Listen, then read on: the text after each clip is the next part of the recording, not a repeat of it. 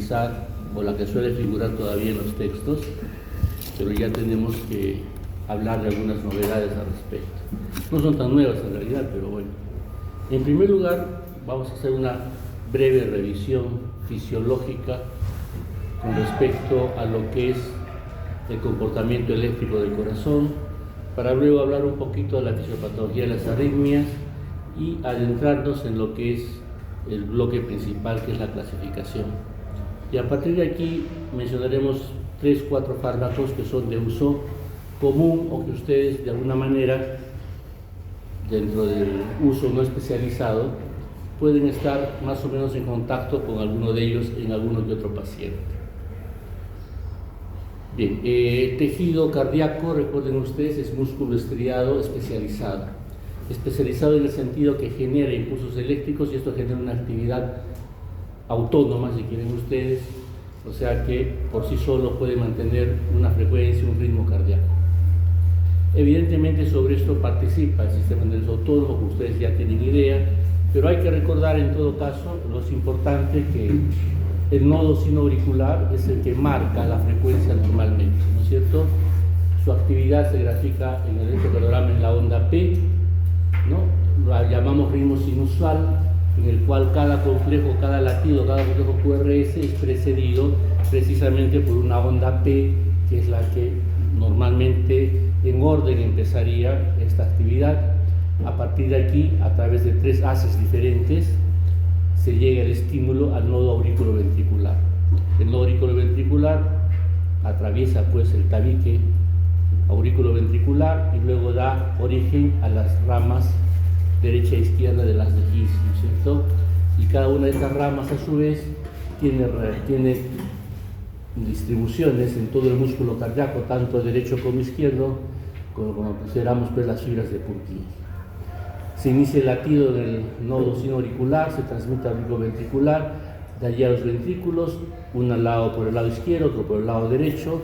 No son totalmente sincrónicos, hay una discreta asincronía que hace que un lado, el lado derecho, digamos, tenga una actividad previa al lado izquierdo, ¿no? Esto ustedes lo ven pues en el electrocardiograma. Bien. Otro aspecto que ustedes tienen que tener muy presente es el potencial de acción, figura clásica. En este caso esto está entre lo que es el músculo ventricular y bueno, y por este perfil los que son acuciosos dirán fibras de Purkinje, pero la gráfica ayuda a delimitar las 5 fases características, ¿no es cierto? El potencial de membrana de reposo menos 85, cuando llegue el estímulo correspondiente, en este caso que viene pues del sistema de conducción, se despolariza en forma rápida en la fase 0.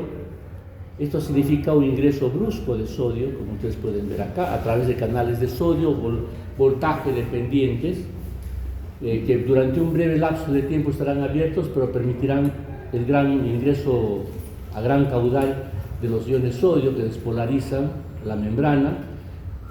A estas alturas ya están cerrados, pero sobreviene un sobretiro, y luego, merced al movimiento de corrientes de potasio y posiblemente también de cloruro, viene la fase 1. Luego entramos a la fase de meseta, que es la fase 2. En la fase 2 funcionan los canales de calcio, característicamente los canales lentos, ¿no es cierto? El calcio que ingresa en esta fase, recuerden ustedes, promoverá la liberación de calcio del retículo sarcoplásmico y recién allí vendrá la contracción ventricular, la contracción del músculo cardíaco. Luego entramos a la fase 3, es la fase de repolarización, ¿no? Neta, que coincide con el movimiento de iones potasio, más concentrados en el interior, ahora salen a través de sus canales respectivos.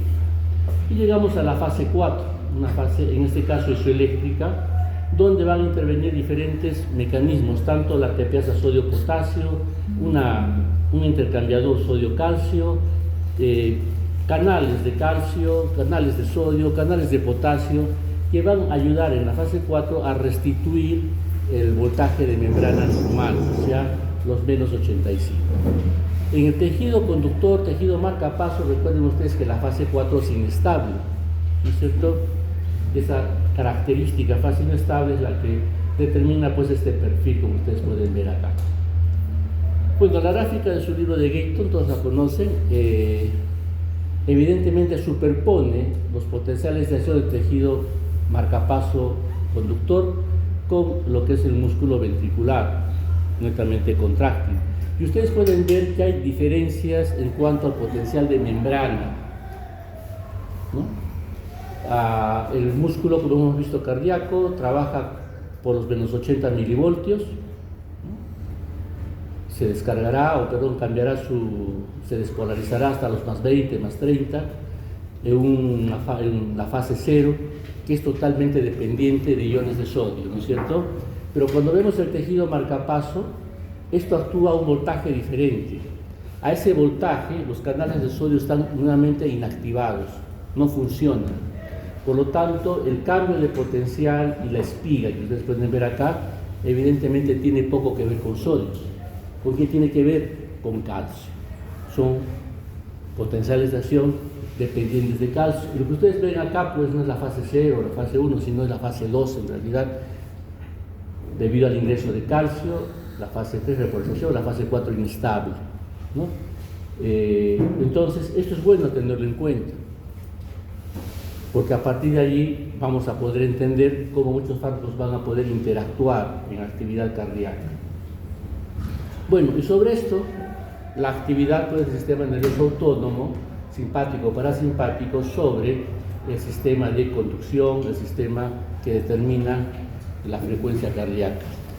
La vía simpática, pues, aumenta la frecuencia cardíaca, el cronotrópico positivo. La vía parasimpática más bien es cronotrópica negativa, ¿no es cierto?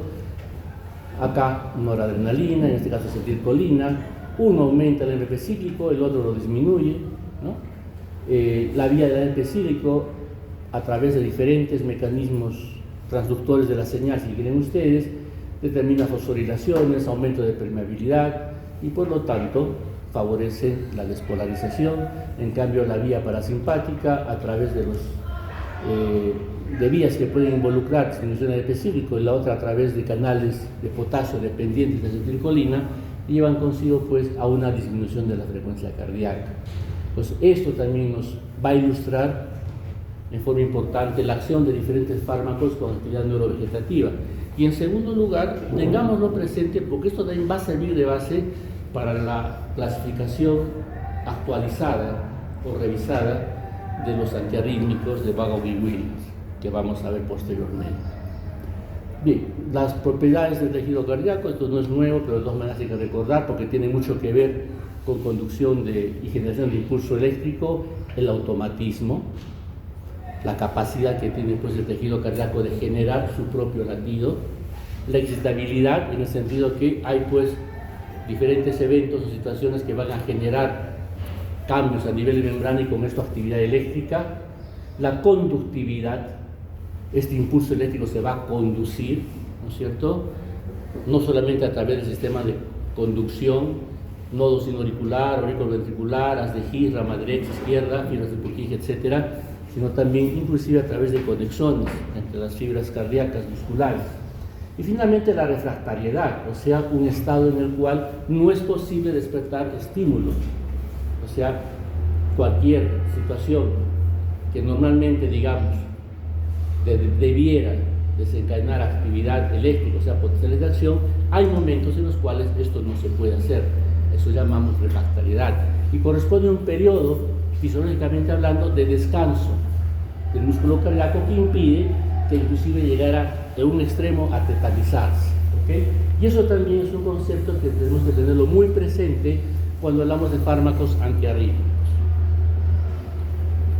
La verdad es que está también en todos los libros, señala la relación que hay entre la actividad eléctrica, ¿no? y la actividad contráctil del músculo cardíaco.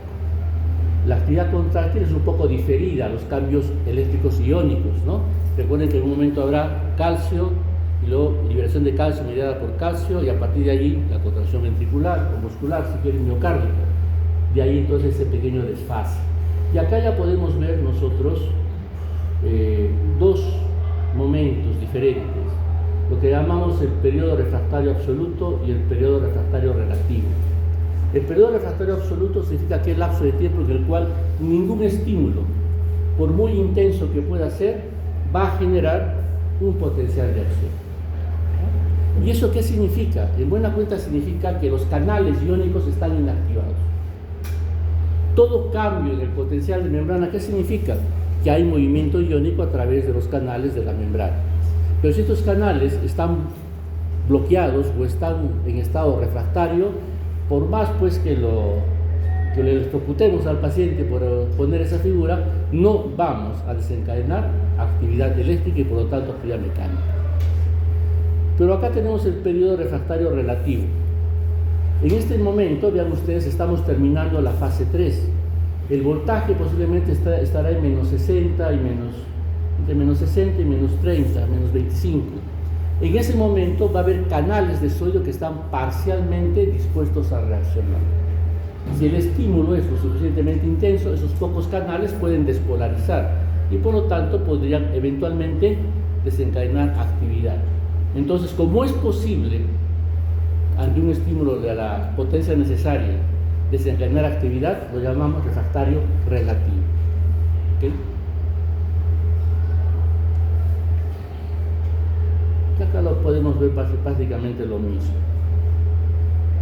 En esta figura, RMP significa potencial de reposo de membrana en el músculo ventricular que corresponde a esta gráfica. Recuerden ustedes, va entre los menos 30 menos 20 milivoltios y acá es el umbral, el potencial umbral, o sea, cuando llegamos a este nivel podemos desencadenar un nuevo potencial de acción.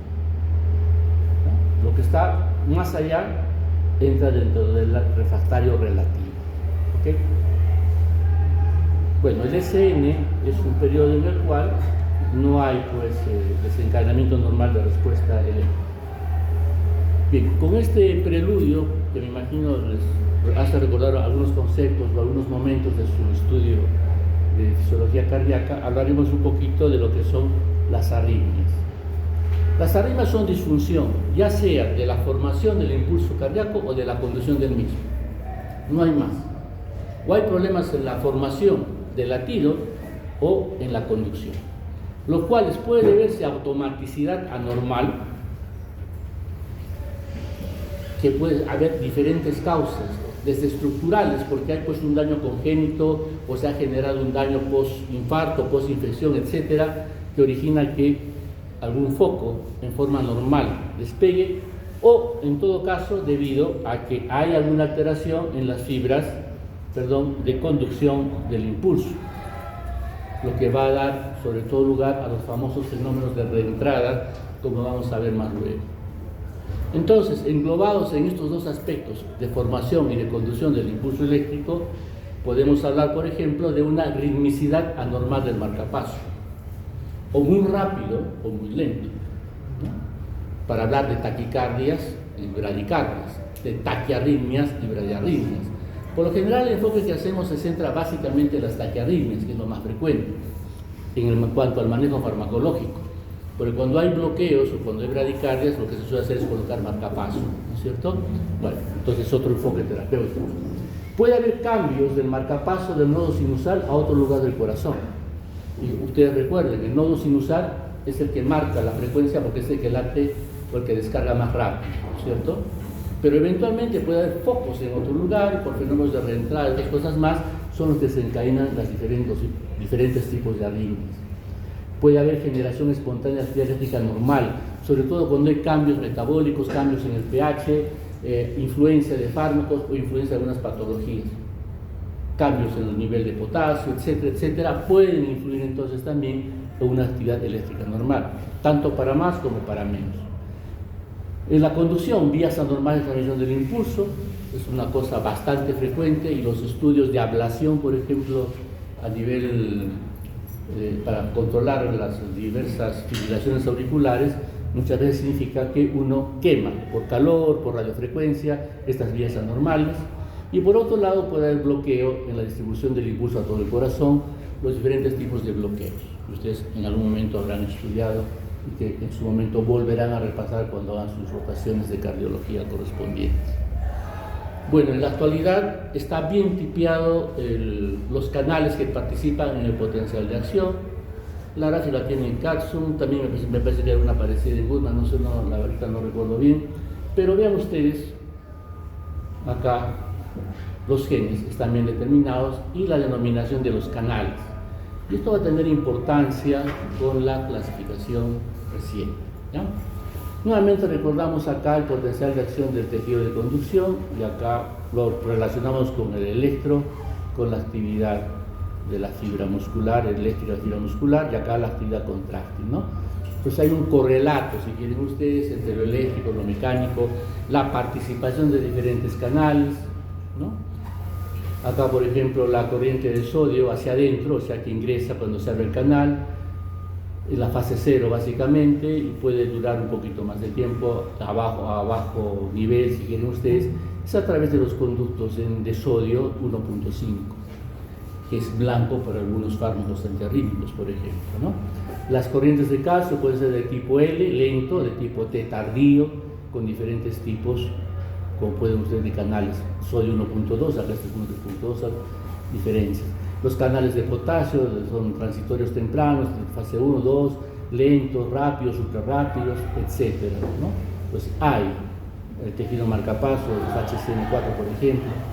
Los rectificadores de potasio, KIR 2.1, tienen semejanza con los fármacos llamados sulfonilurias, que tienen que ver con el receptor que participa en la liberación de insulina, por ejemplo, en el páncreas, y así por el estilo. Entonces, acá podemos relacionar, ya desde el punto de vista genético, varios canales y por qué sus afectaciones, de una u otra forma, correlacionan con más de una arritmia. Dentro de las arritmias, cuando hablamos de conducción, uno de los principales mecanismos, si no el principal, se refiere a los fenómenos de reentrada. Bueno, normalmente un impulso eléctrico viene a través de una fibra cardíaca, las fibras se subdividen, evidentemente, como ustedes pueden ver acá, de igual manera en este nodo el impulso eléctrico se divide, uno hacia este lado, ahora para el otro, de izquierda para la derecha. Cuando ya en este nodo igual se dividen. En algún momento estos se van a encontrar, estas corrientes, y se van a anular allí. Punto. Pero ¿qué sucede cuando una de las ramas, por alguna razón, está bloqueada? Momento, posmiocarditis, algún problema metabólico, pues allí, cuando se subdivide el impulso, en este momento esta rama está refractaria, es decir, el impulso no va a pasar. Pero por este lado sí, y cuando llegue por acá y siga de frente y por acá regrese, en este momento va a estar libre. Entonces, este impulso reingresa y se forma un circuito que se vuelve permanente. Son los circuitos de reentrada. Pueden ser únicos, lo más común es que sean múltiples. Por ejemplo, cuando hablamos de fibrilación auricular, a nivel de todo el tejido auricular, allí están funcionando más de uno de estos fenómenos de reentrada, más de estos nudos, si quieren ustedes, y a partir de allí se perpetúa la actividad supraventricular. Y cuando este es abundante y genera pues un desorden grande en cuanto a la actividad, llegamos pues a la fibrilación correspondiente, ¿no? Entonces, base para esto es que en algún momento haya un daño en una de las ramas que determina una refractariedad temporal que impide, por un lado, en algún momento el pasaje, pero luego favorece el reingreso, y eso determina el circuito de reentrada. Por otro lado, tenemos automaticidad que se genera en los potenciales de acción en forma temprana o en forma tardía. La forma tardía la hemos conversado de alguna manera cuando hemos hablado de la toxicidad de los digitálicos, ¿no es cierto? El sobreexceso de calcio que se genera origina pues que haya una labilidad, si tienen ustedes, en la membrana, favoreciendo la aparición de pequeñas despolarizaciones, las cuales, si son de la suficiente magnitud, pueden originar un potencial de acción, en otras palabras, un latido cardíaco, una extrasístole, ¿no? Puede ser tardío, o sea, en plena fase 4, pero también puede generarse en la fase 3. Acá recuerden ustedes, cuando estamos ya en esta parte, estamos en periodo refractario relativo, ¿no es cierto? Ya hay algunos canales, por ejemplo, que pueden responder, y allí un estímulo correspondiente podría despertar un potencial de acción. Entonces tenemos actividad temprana, antes que se complete el potencial de acción, y la fase tardía, cuando ya se completó, estamos en fase 4. Típicamente, repito, la fase 4 es cuando hay concentraciones elevadas de calcio. Y luego, acá esta gráfica también suele encontrarse en Goodman. Vean ustedes cómo puede variar, ¿no? Dependiendo las condiciones, por un lado, que puedan enlentecer la fase 4, de tal manera que un latido pueda hacerse más prolongado, como también si esta fase 4 se hace más, digamos, menos pendiente, entonces acá puede llegarse más pronto al umbral, es el ganar más tempranamente un potencial de acción, ¿no? Acá el potencial final, el potencial de membrana final del potencial de acción puede bajar, inclusive por debajo del umbral normal, y a partir de allí, por lo tanto, con la misma pendiente demorar más tiempo en generar el siguiente. Variaciones en el potencial umbral, determina también variaciones en despertar el siguiente latido. Cuando aumente el potencial de acción, la duración del potencial de acción aumenta, entonces significa también que todo esto se desplaza y va a generar alteraciones con respecto a la frecuencia. Dependiendo pues del mecanismo fisiopatológico, podemos utilizar, como ustedes pueden ver, fármacos que afecten fase 4, que afecten potencial de membrana, ¿no? O también que afecten la duración del potencial de acción. Y de esa manera, digamos, intervenir en cuanto a la frecuencia y duración de estos potenciales con acción terapéutica en diferentes tipos de arritmias, como también pueden ser causa de arritmias. Un principio general de los antiarrítmicos es que pueden ser proarrítmicos también, ¿no? Entonces, el principal efecto indeseable iría por ese lado. El control de la arritmia conduce a arritmias. La clasificación que más se utiliza es la de Bauer y Williams, que clásicamente, cuando hablamos pues de hace casi 50 años, eran 4 clases. La clase 1 bloquean canales de sodio. La clase 2 corresponde a los beta bloqueadores. La clase 3 a los bloqueadores de canales de potasio. La clase 4 a los bloqueadores de canales de calcio. Y en otros, porque no tienen una categoría propiamente, incluíamos drogas o fármacos como son la digoxina, ya más o menos sabemos cómo actúa, y por otro lado la adenosina, un fármaco muy utilizado para taquiarritmias supraventriculares.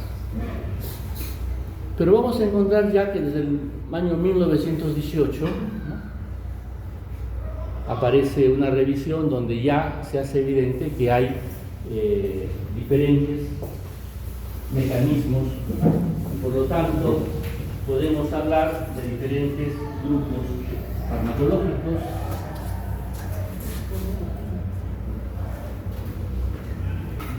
Esto lo pueden también del UpToDate, tienen también acceso al UpToDate. Hablamos, por ejemplo, de un grupo 0, clase 0, que tiene que ver con canales de sodio que están involucrados en lo que es el tejido marcapaso.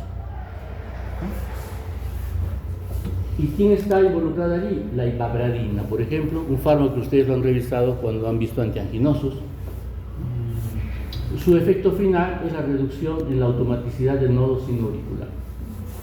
Luego tenemos el clase 1, los clásicos clase 1A, vean ustedes el blanco, son los canales 1.5A, particularmente en el estado abierto. El fármaco más representativo es la quinidina, sobre todo se utiliza para arritmias supraventriculares. Entre sus acciones diferentes hay que ver acá un aspecto bastante común que tienen, es que incrementa el periodo refractario. O sea, casi todos los antiarritmicos de alguna manera varían la proporción que hay entre la duración del potencial de acción y la duración del periodo refractario, lo cual en su momento para fines, digamos, prácticos, lleva a un mayor tiempo de refractariedad y con esto menor capacidad de generar impulsos, ¿no es cierto? Bien, el 1B también lo vamos a ver allí.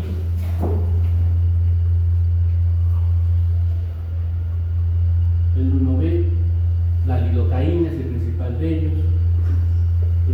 El 1C va a haber diferencias interesantes, lo vamos a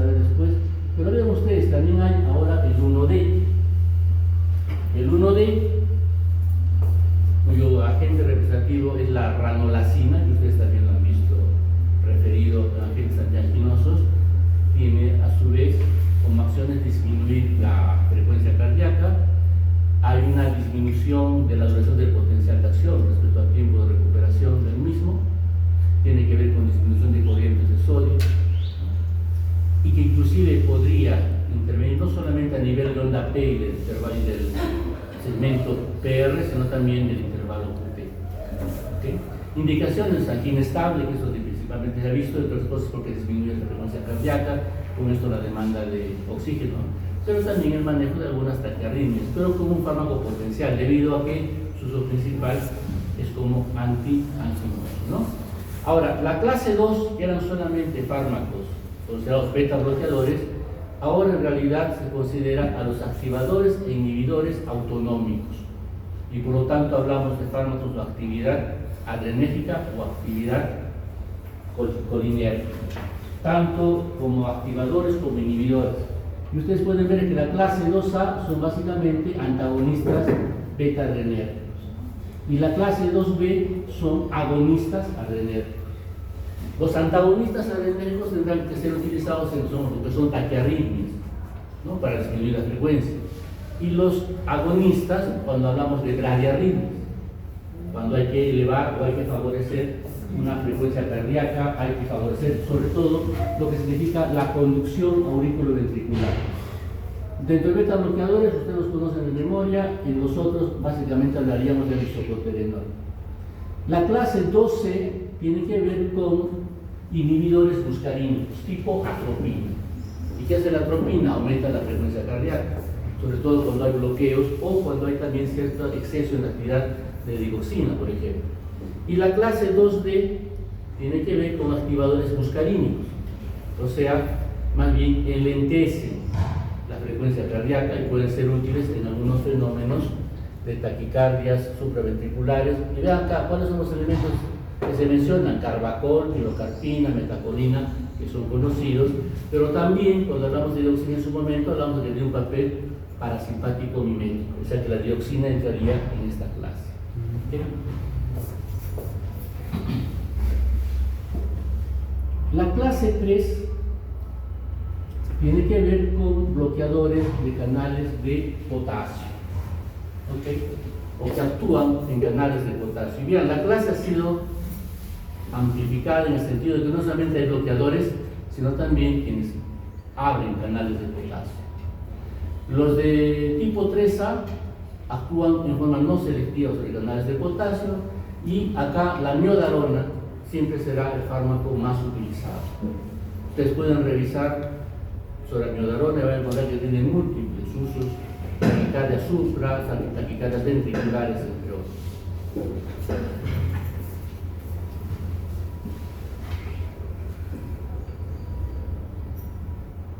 Diferentes tipos de canales pueden ser afectados por diferentes tipos de fármacos.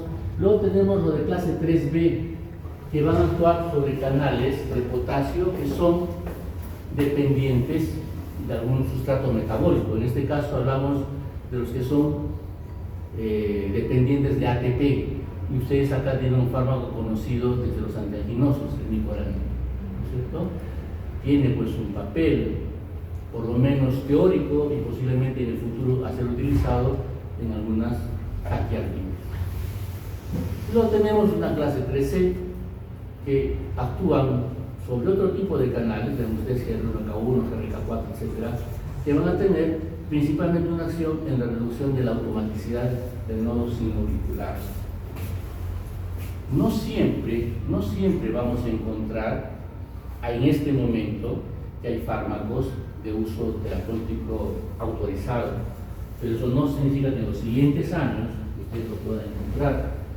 Experimentalmente, o en todo caso en fase 3, hay varios que en la literatura se mencionan. Los interesados podrían hacer su búsqueda. Bueno, los de clase 4 son aquellos que van a intervenir en los canales de calcio. Los de 4A no son selectivos sobre otros canales. Aquí el Bepridil principalmente se utiliza para lo que es angina, En este sentido, hay un potencial manejo de líneas supraventriculares. Y luego tendríamos que mencionar los que actúan en estos canales, donde están conocidos como el diltiazem y el verapamil. Los mismos también de los angiogenosos tienen uso como antiarrítmicos debido al bloqueo de canales lentos de calcio principalmente. Los de clase 4B tienen que ver con canales intracelulares de calcio y su bloqueo.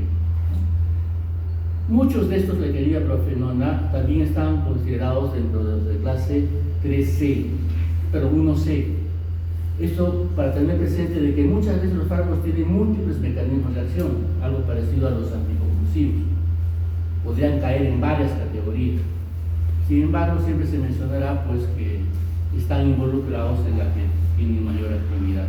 Pero vean ustedes que hay otros canales de calcio potenciales en el tipo sarcoplásmico, en inhibidores de los que son intercambiadores de membrana, aquellos que van a intervenir en la fosfolipasa o en las fosforilasas, ya en la regulación de las quinasas, en otras palabras, también tienen un papel o podrían tener un papel que inclusive va a servir para controlar actividad temprana o tardía.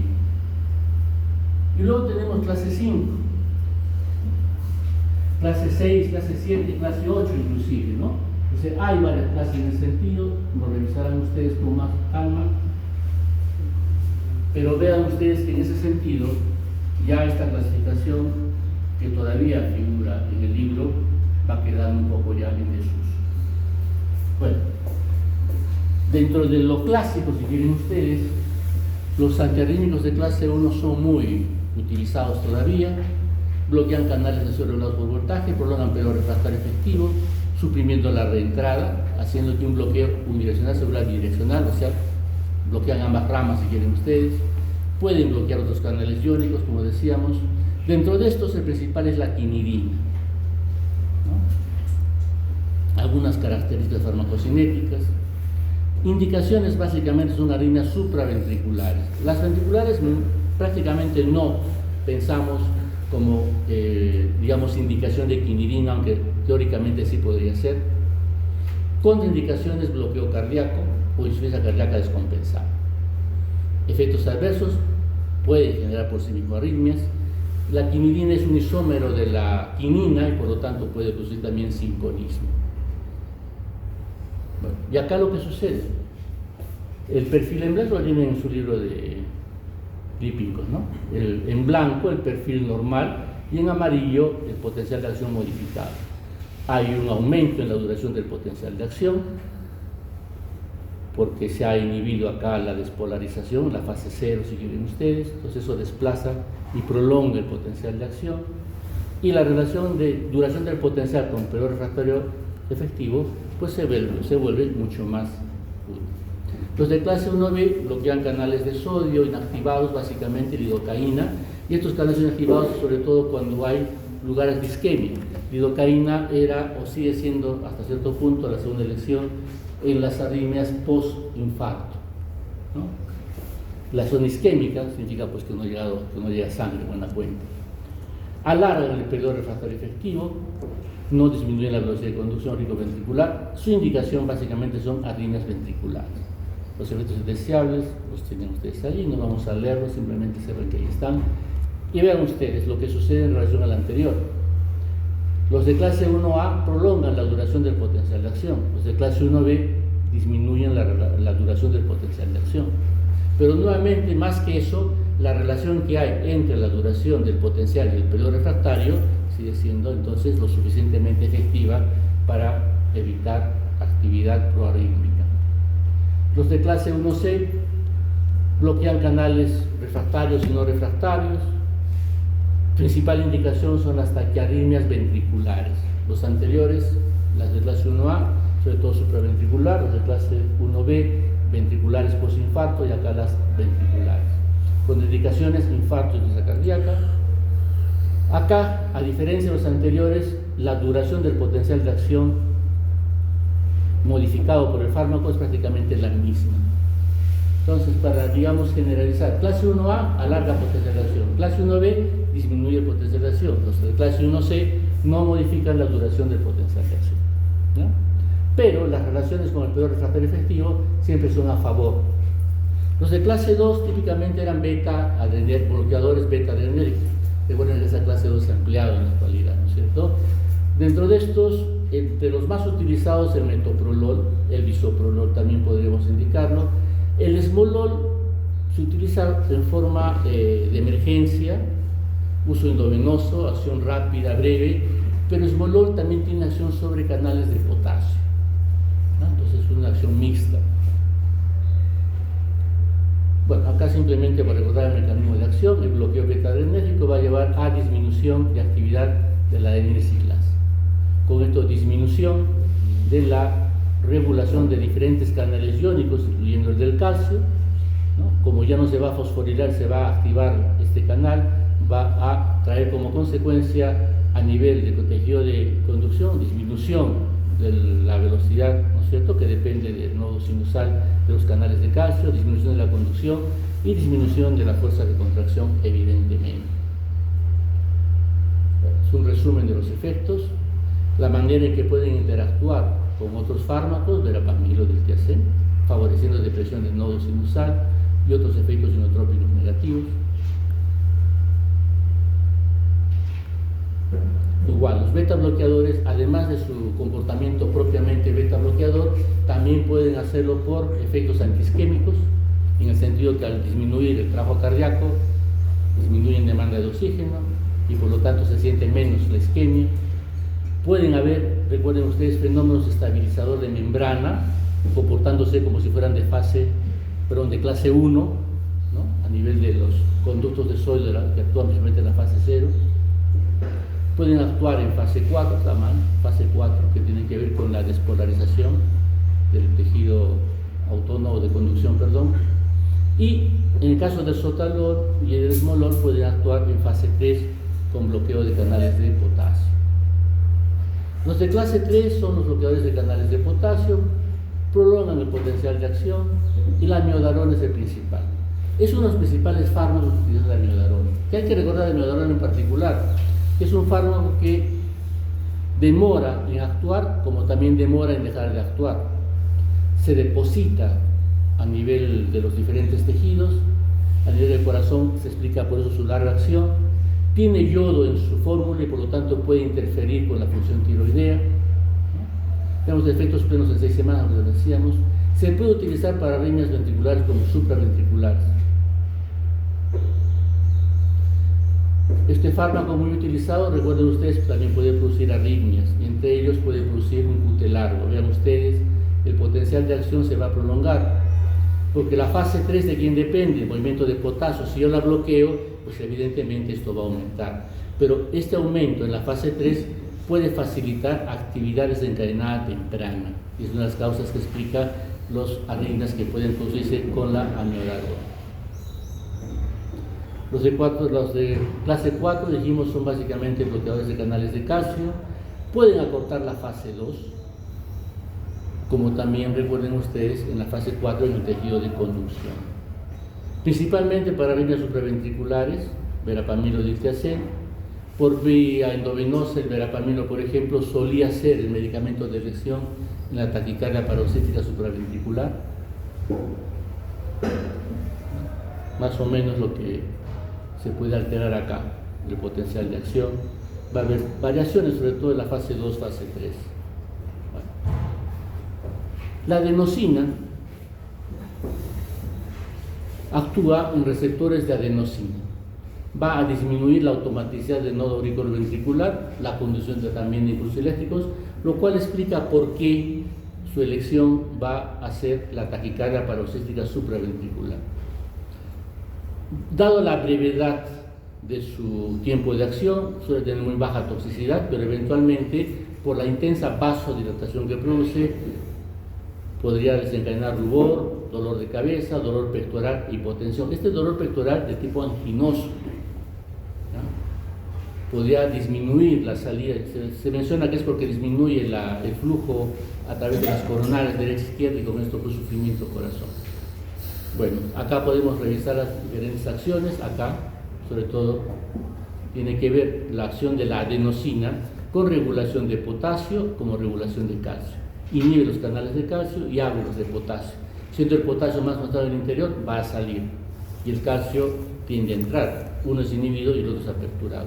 Resultado final, la hiperpolarización. Y con esto disminución de actividad. Simplemente para recordar lo referente a dioxina, más allá de su uso en la actividad, su uso en la insuficiencia cardíaca como agente cardiotónico, también tiene papel debido a que es un parasimpático mimético y también porque inhibe efectos del sistema simpático. Tiene relación también con el sistema de angiotensina-aldosterona y de alguna manera eso explica las acciones variadas que tiene la dioxina. Finalmente, con conclusiones, lo que estaba antes en Lippincott, el fármaco a utilizar va a estar en función del mecanismo de acción y va a estar en función también de la arritmia que puede controlar. Las arritmias supraventriculares, principalmente con 1A, con los de clase 2 y con los de clase 4. Las ventriculares, con B y C, con clase 3 principalmente. ¿Okay? Eso pues a grandes rasgos simplifica el abordaje, si quieren ustedes, del manejo terapéutico, pero no es lo mismo.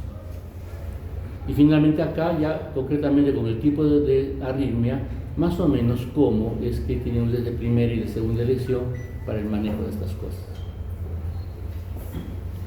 No es un tema, digamos, muy sencillo, pero lo que principalmente queremos acá es que ustedes puedan correlacionar el mecanismo de acción con la utilidad dependiendo del tipo de arritmia. Bien.